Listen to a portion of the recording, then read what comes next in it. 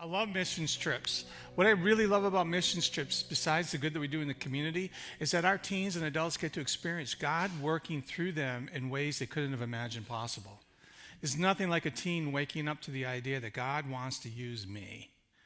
And then they live in community and they study the Bible together. And as the week goes on, there's conversations about faith that deepen their walk with Jesus Christ.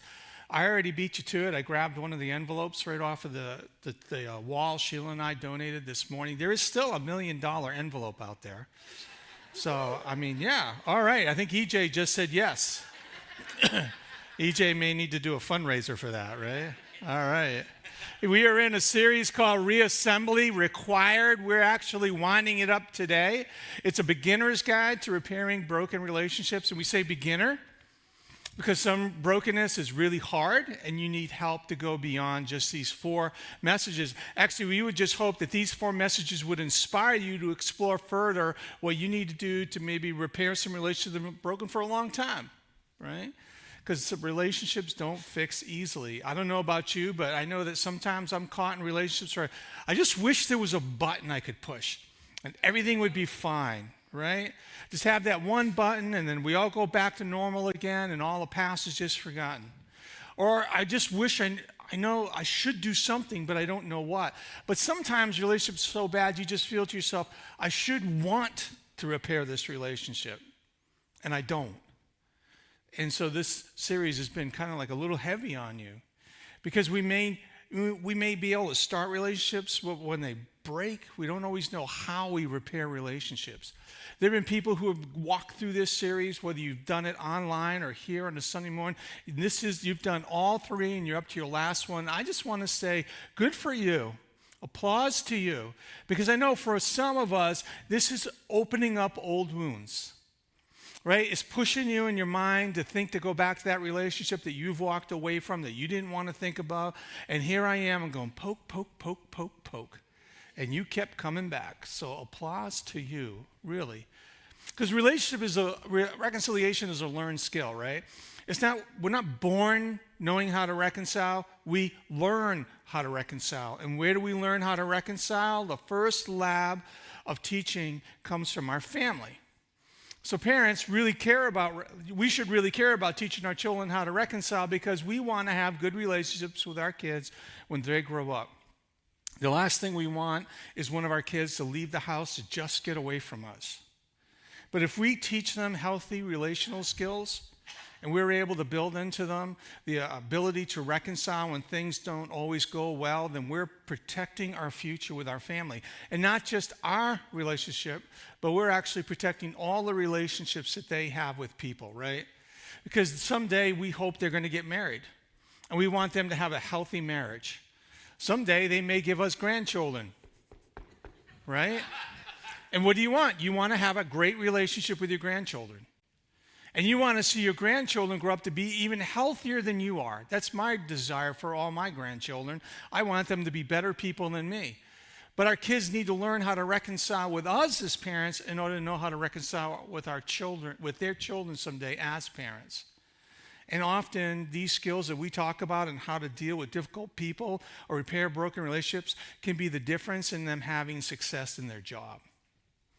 So this is an important skill. There's a lot of life connection that goes all the way through that. We know that we're not talking about reconciliation as the goal for you. Your goal should be no regrets. Because reconciliation takes 2 people. You can open to reconciliation. You can make a move towards reconciliation. You can't force a person to reconcile. The only person that you can change is yourself. But you can influence the other person. So the goal really is, can we live a life of no regrets? To say, I have done everything that I could do in order to make the relationships in my life healthy. We don't think that we're always going to be able to repair every relationship, but we want to be able to live a life of no regrets in our work or attempt to repair. We know that reconciliation isn't just a process, it's a posture. We're going to talk a lot about that today. What we mean by that is we live a life that makes reconciliation possible for people. Right? We are examining ourselves. We are always on a journey of self-awareness to try to eliminate the aspects of our life that create barriers for people to have relationship with us. We don't want to be the person that everyone looks at as the difficult person in order to relate with and have to manage. We want to live our lives in such a posture that people know that they can reconcile with us when something goes wrong. And maybe even, if we do it really well, other people come to us for advice. How do I reconcile a difficult relationship? Paul understands that we can't always reconcile. This is the great apostle Paul, established churches. We've named hospitals after him and universities, little things like that, right? One of the biggest cathedrals in the world, St. Paul's Cathedral. So he's kind of an important guy. He wrote a lot of letters that we've preserved because we believe that God has inspired those words that are in his letters. And Paul writes this: if it is possible, as far as it depends on you, live at peace with everyone. So Paul recognizes it isn't always possible. He makes it a conditional statement, if, realizing it may not be possible for you to reconcile with someone because they don't want to reconcile with you. And that word possible actually is the word in Greek for power. So he's basically saying if it's within your power, then live at peace with everyone. But not everyone will do that. Important Bible skill when you're reading a verse in the Bible, especially easy if you have the app on your phone, is to just look at it in another version. Because if you look at it in another version, they translate it as this: do your best to live in peace with everyone. Do your best. That's living without regrets. Do all you can to live in peace with everyone. But we know that we may not have peace, but we can pursue peace. When Jesus said to us, "Blessed are the peacemakers, for they will be called the children of God," we make peace because we don't have peace. So we work towards that end. And we know that reassembly begins with us, regardless of who started the fuss, because we're the most mature person in the relationship. That's how we think about it, right? I'm the wounded victim. If they had been different, if they had spoken to me different, if that person really was a Christian, if they really did live in a healthy lifestyle, I wouldn't be in this situation. But I thank God that I'm the bigger person. You don't really say that, you just feel that way, right? Oh, Nick's like, I'm with you, Mike, I'm with you. A couple of weeks ago, we talked about the first decision, because we're asking you to consider 4 decisions to live in healthy relationships with people. One is that I'm not going to get back to, I'm going to get back to, I'm not going to get back at. In other words, I'm not going to take revenge. I'm not looking for retaliation. I'm not leaving a list of offenses that you have to go through one right after the other in order to repair the relationship with me. I'm not going to pull my tally out. It's not a debt that I expect you to pay, because that's not how God approached it. God worked to get back to us, not at us. God sent his son into the world not to judge the world, but to save the world through him. God came to get back to a relationship with you, not to get back at you. It's in the core, this is one of the core statements for being a Christian. For people who choose to follow Christ, I know not everybody has made that decision, but for those of us who have made that decision, it kind of notches things up for us. All this is from God, who reconciled us to himself through Christ. In other words, God took the initiative. God sought a relationship with us, knowing not everybody would want a relationship with him, and so he sent Jesus and gave us the ministry of reconciliation. It's been a privileged call laid upon everybody to follow in the path of Jesus. That God was reconciling the world to himself in Christ, not counting people's sins against them. In other words, he's trying to come back to you, not at you. He's not throwing the list down on the table. He's willing to put the past aside to move forward with you because he's already dealt with the sins through Jesus. And now he calls us and is committed to us the message of reconciliation. Isn't it amazing that Paul uses 2 calls, which are basically 2 sides of a coin? I've given you the message, and I'm giving you the ministry. Now go reconcile the way that I did with you. Decision number 2, we talked about last week. I'll own my slice of the blame pie. I will take a big slice if it's blueberry, right? We've already determined that. I didn't get one blueberry pie this past. I get to buy my own blueberry pie, Nick. Right? But if you're going to, when somebody sits with you, this is when somebody sits with you and they want to talk about the relationship and they're looking at all the blame for what went wrong, and they take a thin slice of the pie for themselves and they try to give the largest piece of it to you. And you feel like that's not fair. What do we want to do? We want to put the slice back in the pie and push it back at them.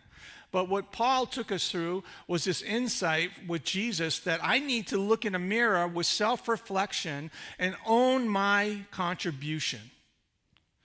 This was when he was talking about the log versus the speck.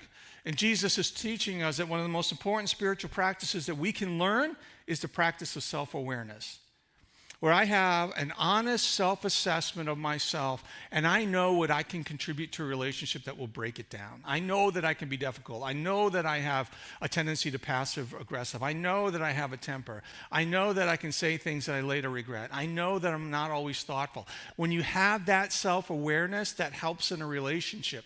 Because what do we want to do? We want to fix the other person before we fix ourselves. And Jesus is just teaching us to start with ourselves. Okay, all that's summary of the past 2 weeks. I'm going to take us into the final two decisions. But Father, I want to come to you first and ask that your Spirit would be at work in this room in a way that is more than we could ever imagine possible. Descend upon us, I pray. Open our hearts and our minds and our souls to you. From the heart, from the head, Father, to the heart, to the soul, take the journey of this word with us. May I get out of your way so that you could work powerfully today, Lord, because I trust you. You're my Father, and I love you. Amen. Decision number 3. I will make the first move regardless of who moved away first. I will take the initiative.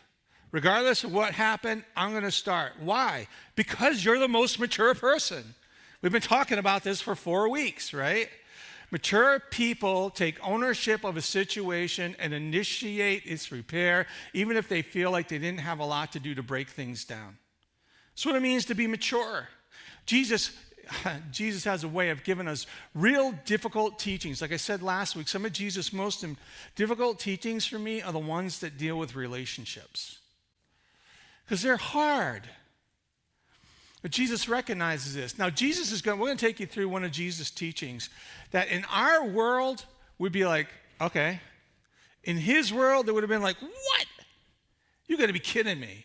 In order to truly understand the Bible, we got to take a step into the world in which Jesus lived and understand how what he taught would impact them, how they would hear his words.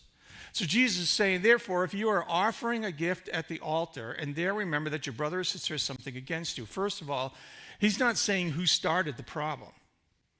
Jesus is like, look, you're there, and you remember something that somebody has against you. Whether you think it's fair, whether you initiated it, doesn't matter. It comes to your moment as you're approaching worship. And let's keep in mind that in this day and age, going to the altar meant you traveled to the only altar that you were allowed to worship at, and that was the one that was in Jerusalem, the capital of the city. It'd be like saying to those of us here in America, it's like, okay, we got the altar in D.C., and if you really want to leave a sacrifice, you're going to have to travel there. That's what it was like for them. So, you'd have to pack the kids in the car, make sure you got the snacks, download the movies onto the iPads, right? And you're going to say, what are you going to say to everybody? Mom and Dad, you're going to say, plug yourself in so Mom and Dad can talk, right? And you're going to drive, and what's going to happen? They're going to complain. Are we there yet? I'm hungry. I got to go to the bathroom. Why didn't you go to the bathroom before you leave? Because I didn't think about it, but I have to go now, right? And you think like, wait, did we pack everything? Did we lock the doors? Did we shut off the water? And it makes a big deal to get there. Now, in Jesus' day, the only way they could get there is if they walked or rode a donkey, maybe a horse. So it's a big deal. You had to bring your supplies with you, or you had to bring enough money, knowing that there might be bandits along the way, to be able to stay in an inn. And then by the time you get to the temple, you have to take your offering. Now, this offering that we're talking about this isn't because of guilt or shame. This is a voluntary gift expressing devotion or thanksgiving and the desire to draw near to God. You're doing this because you want to, not because you have to. So you made the decision. You're not going for a festival. You're not going for a holiday. It's not like everybody's traveling to the temple for Passover. You're going there because you really want to. And you get everybody to the temple and you're standing in line and you're slowly making your way to the front. And what does Jesus say? Therefore, if you're offering your gift at the altar, and there, at the altar, you remember that your brother or sister has something against you. You know what this is like? This is like going on family vacation. You travel all the way out there, and you're going to stay at a friend's house, and guess what's back at your house? The keys to your friend's house. That's what this feels like, right? Now you're caught. You're caught because you're right there, you're at the altar, and you're like, oh, what am I going to do? I'm thinking about this person, and I know they have something against us, and this is supposed to be my gift to God, and I'm not sure what to do. And you think to yourself, you know what? I'll get to it. When I get home, I'll deal with it. Let me just ask you this here in church and cinema. How many of you feel convicted by something and then I'm going to do that, I'm going to make this change, I'm going to put this action into effect. You leave this building, by the time you get home, you've forgotten about it. Until the next time you come to church, maybe, right? That's the problem of I'll get to it. The I get to it is probably not. Whereas Jesus is calling us to do it now. Strike while the iron's hot. Take advantage of the moment so you don't forget and live a life of action. Because look what Jesus says. Leave your gift at the front of the altar. Jesus is like, you made it all the way to the front of the line. And then you go, oh, I'll be back. And you put it down. And your spouse is like, what do you mean we'll be back? Do you know what it took for us to get here in the first place? I know. I'll drive. You guys stay here. I'll drive. What? We get 1 week of vacation. You're going to drive all the way back to come all the way here to stand in line again for a gift that may have rotted by the time you got to the front of the line? What is wrong with you? This is what they would be thinking. Jesus says, first go and reconcile, and then get back in line for the altar. First century, the people who heard Jesus say this would have said, whoa, you're telling us to put people before God? I thought God should be first in our life. Americans would be pragmatic. We would have been, well, we'll get to it, right? But in the first century, what they would have heard Jesus say is people are more important than God.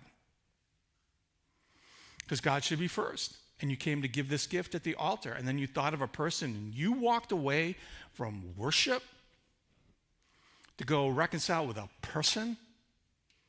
That's not the religion we've been taught. But Jesus is saying, actually, this is how you put God first, by reconciling with his children. Think about this for a minute. You want to call other Christians brothers or sisters. How well do you get along with your sibling? You call God the great Father, your parent. How's your relationship with mom and dad? Right? You want to call yourself a child of God. And your relationship with your children is like, what? Jesus has called you friend. What's your friend thinking? See what Jesus is getting at? Jesus uses intimate words to describe our relationship to him and to God, and he expects that to be an initiative for us to think about our relationship with others. And Jesus' point is, God's gone to all this work to reconcile with you. Now, what are you doing about people? Leave your gift at the altar. Fix the relationship. You really want to give me a gift that means something to me. I don't need your money. I don't need your produce. I don't need your calf. I need you to love people. I need my children to get along. That's the gift that God really wants. That's what Jesus is saying. And this is the difference between being a believer or being a follower. Because believers, we carry things in our head. Great ideas of things that we should do and get around to someday. But until it gets to our heart, we're just believing something. When it's in our heart, there are now desires to drive us into action. to put us into motion. Who changed the world? Believers or followers of Christ? People who just believe in Jesus almost stopped the church. Followers got up and put their faith into action. It was followers that started hospitals. It was followers that first began to adopt orphans. It was followers that left their home and country to take the gospel otherwhere. It's followers who translated Bibles into other languages. It was followers who set up seminaries and education centers in order to train more people for ministry. It was followers that brought the message over here somehow, some way, so that 300 years later, this church is still worshiping Jesus Christ. Not believers, followers. You know, Jesus' brother James is famous for saying, to know the good you ought to do and not do it is sin. And this is not easy to preach, so don't please. I am literally in the spotlight in many ways. Let us approach God's throne of grace with confidence so may we receive mercy and find grace to help us in our time of need. How can we approach with confidence in order to receive grace and mercy and help? Because God reconciles us through Jesus Christ. When you choose to follow Jesus, doors open for you. And the most important door that opens for you is the one that leads into the presence of God. That's how important reconciliation is. One last decision for us to consider, and we'll revisit all these at the end. I'll keep the door open and the welcome mat out.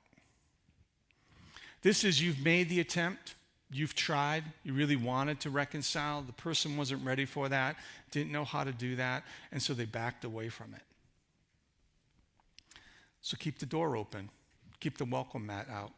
What does that mean? That means I will always be available if you change your mind. I have a living illustration of that. Aren't I adorable? All right. I had a great relationship with my grandmother.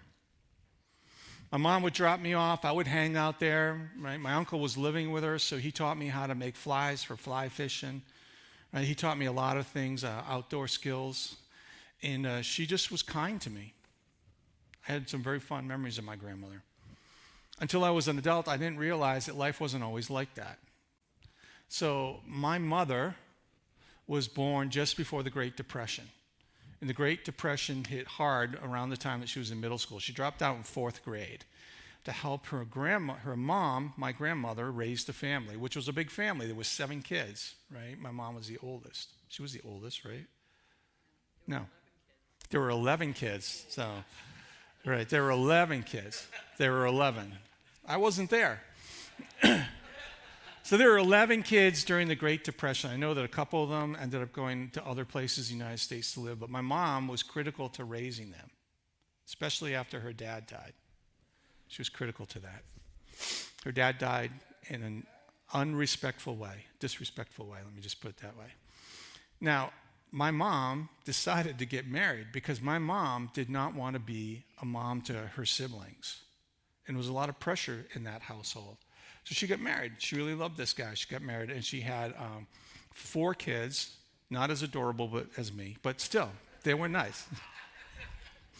And I say that because my sister's here. So she had this relationship, but she left. And all my grandmother could think is, you left me.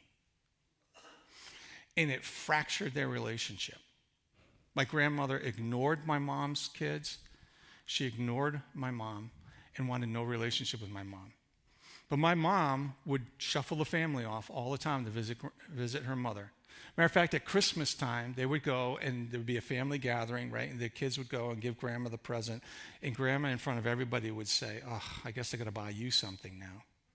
Like, that's how broken the relationship was. And the kids would say, why do we do this? She doesn't want a relationship to it. And Ma said, that's what we called her, Ma said, you know what? I wouldn't be here if it wasn't for her, and you wouldn't be here if it wasn't for her. So we're going to just show her this respect. And that was what my mom did. She brought it down.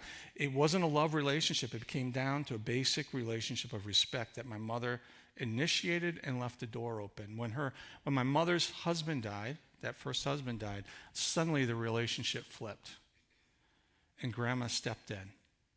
But it took the death of that husband for her to do that. My memory is a grandmother who was kind. Matter of fact, in my memory, when my grandmother got so sick that she was heading towards death, guess who took her in and took care of her? My grandmother died in my mother's bed while my mother was sleeping on the couch. Because my mom learned to keep the door open and the welcome mat out, even if it was just a basic relationship of respect. That's a powerful story for our family and guides us even to today. If you're in a relationship that's difficult, like what I just described, or maybe you're in a relationship that is, you're just not sure what to do, or that relationship has impacted you, we would encourage you to go check out CR. It's right across the lobby, right? They help people with hurts, habits, and hang-ups all the time to find reconciliation and direction as to what to do. Because think about this for a second. Is it possible that your mother or father is haunting your marriage? Just think about that. Did you have such a bad relationship with your parents that all you wanted to do was get out of the house and you got into a marriage too early and then you're not sure what to do with it? Is it possible that one of your parents was passive aggressive and that was what you learned for relationships that now infect your other family members? Is it possible that one of your parents had a heavy temper that you carry into it? Harsh discipline. They're not kind or caring, but they're demanding, critical, and they bear you down? Is it possible that you had a workaholic in the family and that's the pattern that you're taking into your own family? Is it possible that your parents never taught you how to resolve a relationship in a healthy manner, and so you are ill-equipped? And it happened to you as a kid. You didn't know what to do. You're just a kid. But it was hard for you to find another example, and so you just carry the pattern on into the future, and you don't know what to do. And you may not like it. You may hate that when the tension increases, it triggers out these old behaviors or these old thoughts, and you feel trapped in it. But is it possible that it's time to bury the ghost?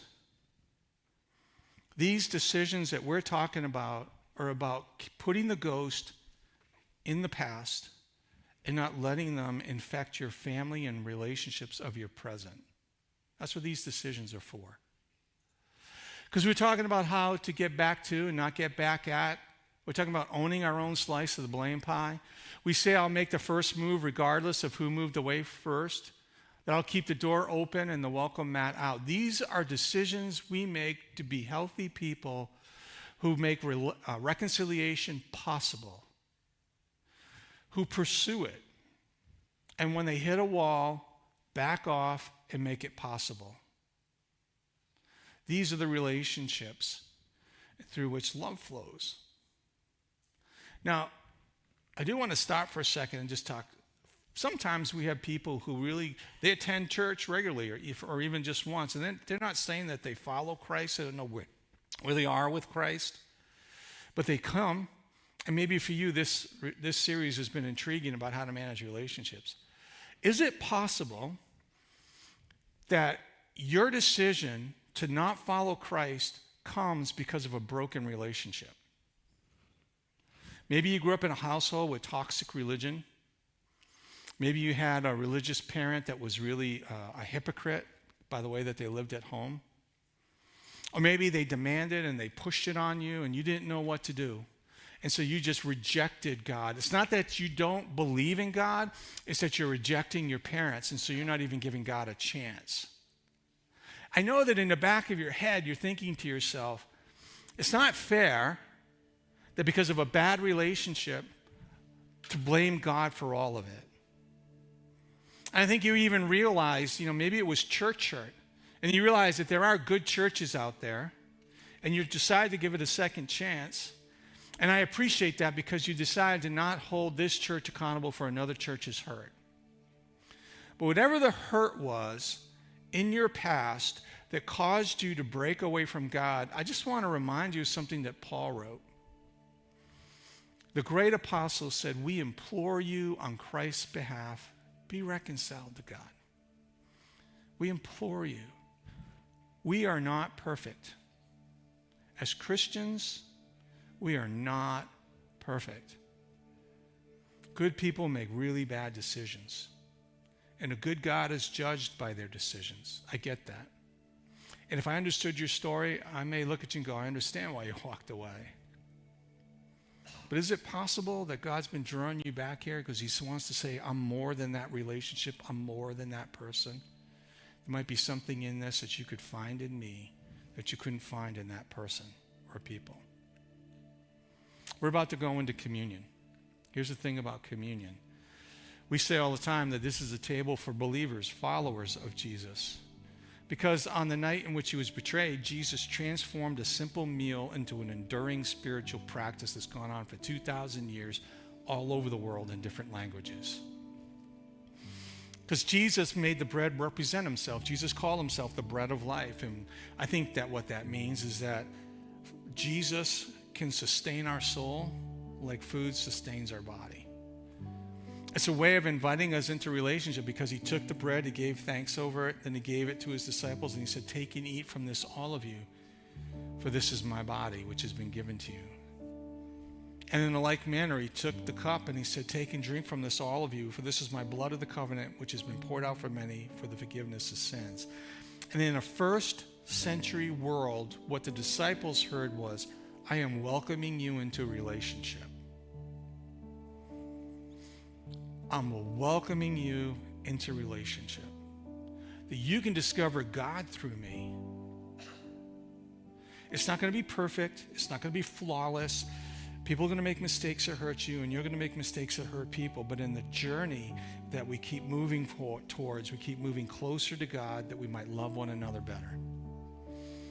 So when we come to the table, we're saying, Jesus, I'm taking the relationship. I'm choosing to follow you. That's why we say here that if you decide, I don't know where I stand with Jesus, then stay seated. It's okay. It's a no judgment zone.